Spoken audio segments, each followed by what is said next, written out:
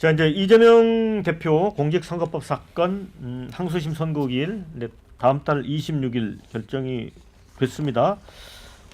이게 이제 3월 중으로 예상되는 윤 대통령 탄핵 심판 결과에 따라서 60일 이내 이제 조기 대선 치러질 수 있기 때문에 출마할 수 있느냐 여부가 이제 상당히 이제 관심거리입니다. 이재명 대표는 뭐 전혀 걱정 안 한다라고 얘기를 했고, 그러나 이제 그 대법원이 만약 2심에서 이제 또 유죄가 선고를 받고 그럴 경우 대법원이 심리의 속도를 낼 수도 있습니다. 633 규정에 따라.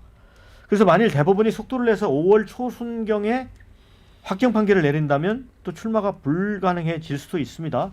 이거 두고서 뭐 여러 가지 그 논란이 있습니다. 뭐 이제 박용진 의원 같은 경우는 그래서 대법원이 이재명 선거법 사건 입장을 미리 분명히 해야 이런 얘기까지 하고 있고요. 이건 어떻게 봐요? 그렇습니다. 이게 왜냐하면 대혼란이 올 거예요. 왜 그러냐면 한번 생각을 해보시자고요. 3월 달에 윤석열 대통령 선고가 뭐 기각, 인용 이렇게 나올 텐데 인용이 나오게 되면은 조기 대선이 실시되는데 그러면 모든 국민들의 시선은 이재명 대표의 재판에 쏠릴 겁니다. 이게 그렇게 되면 선거 곤란이 빚어지죠. 설사 이런 리스크를 안고 만약에 이재명 대표가 대통령이 됐다 하더라도 대한민국 상황이 온전할까요? 저는 지금보다 더 큰 혼란을 빚을 겁니다. 왜냐하면 바로 대통령 선거를 다음 날부터 탄핵 피켓 들고 광화문에 또 금남로에 또 부산에 또 동대구역에 이 운집할 겁니다. 그래서 저는 이걸 틀기 위해서라도 헌법 84조가 뭐 이야기하고 있습니까? 진행 중인 재판은 해야 된다라는 거죠. 그렇지 않습니까? 내란과 외환을 제외하고. 그러면 대법원에서 적어도 진행 중에 있는 재판 중에서 가장 국민들이 결정적으로 볼 수밖에 없는 게 공직선거법 위반과 위정교사입니다. 이건 적어도 대선 이 투표일 이전에 결론을 내리겠다. 이것 정도는 대법원에서 조희대 대법원장이 저는 용단을 내릴 필요가 있을 걸로 봅니다. 용단을 볼 수 있지만 또 야당 쪽에서는 뭐 정치 개입이다 이렇게 해석할 소리도 있는 거 아니에요? 뭐 그럴 수도 있는데요. 근데 지금 민주당이 조금 전에도 우리가 다뤘지만 이제 마은혁 재판관 임명을 지금 빨리 하라고 지금 그러고 있잖아요. 빨리 했어요. 그럼 변론 이제 기일을 다시 또 지정을 해서 하다 보면 이제 이게 늦춰질 수 있죠. 늦춰져요. 6월 중순, 6월 말로 가버려요. 그런 상태에서 대법원 판결이 나와버려요. 혹시 유죄 확정. 이렇게 되면 이재명 대표는 그동안 했던 노력들이 이제 다 무산돼 버리는 이런 상황이 이제 오는 거 아니겠어요? 그러면 아까 오전에 박찬대 원내대표가 이 시액 권한대행 그래서 전략적으로 경고한 거가 그래서 전략적으로 잘 고민을 해야 된다라는 얘기입니다. 그러니까 그동안에 이제 일관성이라는 측면에서 보자면 그런 점에서 그 마은혁 헌법재판관 임명을 서두르는 게 민주당이 꼭 좋지 않을 수도 있다라고 하는 그 지점을 하나 지금 이제 생각을 할 필요가 있는 거고요. 지금 이런 일정을 보게 되면 왜 이재명 대표가 그동안 그렇게 이 재판을 늦추려고 애를 썼는지 이게 좀 눈에 확 다 보이잖아요. 뭐 지난번 같은 경우에 뭐 위헌제 법률 심판 제청도 하고 뭐 이제 이런 식으로 했는데 그런 노력에도 불구하고 이재명 대표의 의도대로 이게 안 풀릴 수도 있다. 저는 그렇게 생각합니다. 그래서 그런 부분은 좀 이렇게 전공법을 좀 오히려 택했다라면 훨씬 더 좋지 않았을까. 이미 지금 의심은 의심대로 다 받고, 결과적으로 또 이 실리적인 측면에서도 굉장히 타격을 입을 수도 있는 그런 그 국면이 아닌가 이렇게 생각합니다. 근데 이제 이재명 대표는 헌법 84조에 나오는 거잖아요. 이제 재판을 계속해야 될 말해야 될지 내란 외환의 죄를 빼놓고는 형사상 소치를 받지 아니한다. 그래서 이거는 헌법학자 다수설이 재판이 정지되는 거다 이렇게 주장을 하고 있잖아요. 근데 그 부분과 관련해서는 이미 재판을 진행하고 있는 사건 그 부분에 대해서는 정지되지 않는다라는 의견도 많고, 그다가 이게 선거법입니다.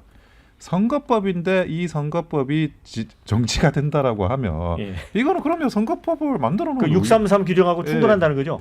이거는 선거법을 만들어 놓은 그 비선거법 문제를 선거법에 연동시켜 놓은 이 취지하고 완전히 반대되는 거라 가지고 뭐 다른 죄란 모르겠어요. 폭행죄니 뭐 다른 죄란 모르겠는데 선거법이라서 저는 이게 재판이 정지될 수는 없다라는 입장이고요. 그리고 기본적으로 탄핵 정국은 매일매일 정국이 바뀌고 오전 오후도 전국이 바뀌어요. 근데 이 이재명 대표의 이 선거법과 관련해서 대법원 확정 문제는 가장 큰 저는 이 전국의 핵폭탄 숨어 있는 뇌관이 될 거라고 생각을 하고 있습니다. 이거에 따라 가지고 지금 그 거꾸로 역산이 돼서 이 헌법재판소의 탄핵 심판까지도 만약에 기일이 언제 뭐 평의가 합의될지 모르겠어요. 근데 평의가 합의가 안 되면 이게 늘어지거든요. 예. 그러면 그때 늘어지고 그러면 이재명 대표의 어떤 그 선거법 재판은 남아 있고 이러다 보면 저는 어느 순간에는 이게 그 헌법재판소나 대법원에 부여하는 게 아니라 여야가 정치적인 대타협의 시간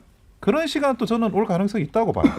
저는 그래가지고 이게 이 게임이라고 표현하는 건 좀 과도하지만 이 전국의 결론은 영원히 이게 아직은 백지로 남아 있다라고 보여집니다. 네. 그런데 뭐 민주당 일각에서는 또 이재명 대표가 이제 선거법 20 재판에서는 무죄를 받을 거다 이렇게 확신하는 분들도 많이 계시더라고요. 최소한 100만 원 미만의 벌금만 받으면 뭐 큰 변수는 없는 거잖아요. 근데 민주당 일각이 아니라 그거 1심 나오기 전에는 보수 패널들도 그렇게 얘기했어요.